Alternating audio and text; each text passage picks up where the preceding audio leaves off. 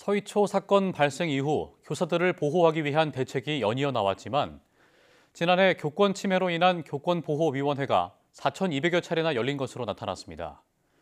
교원단체는 통계에 잡히지 않는 사례들도 많다며 법과 제도 개선을 서둘러야 한다고 촉구했습니다. 백준규 기자가 보도합니다. 지난 2023년 한 해 동안 교직 경력 10년 미만의 교사 500여 명이 퇴직한 것으로 나타났습니다. 젊은 교사들의 이탈은 낮은 처우와 교사에 대한 사회적 인식 저하 등 다양한 이유가 있지만 가장 큰 원인은 교권 침해입니다.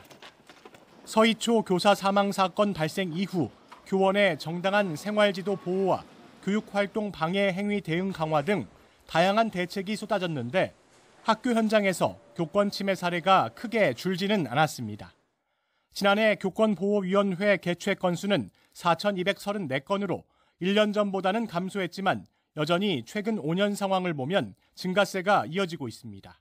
학교별로 보면 중학교에서 가장 많았는데 주목할 만한 점은 유치원은 1년 전보다 5배 가까이, 초등학교는 1.2배 교권보호위 개최 건수가 늘었다는 점입니다. 저학년 교사들의 악성 민원 부담이 커지고 있는 겁니다. 교권 침해 유형은 학생이 침해 주체인 경우에는 정당한 생활 지도에 불응해 교육 활동을 방해한 사례가, 학부모에 의한 침해의 경우에는 교육 활동에 대한 반복적 부당 간섭이 가장 많았습니다. 우유 급식 때 아이에게 따뜻한 우유를 제공해달라든지 성적이나 학교 생활 기록부를 고쳐달라는 위법 사항을 요구하는 학부모도 있었던 것으로 나타났습니다.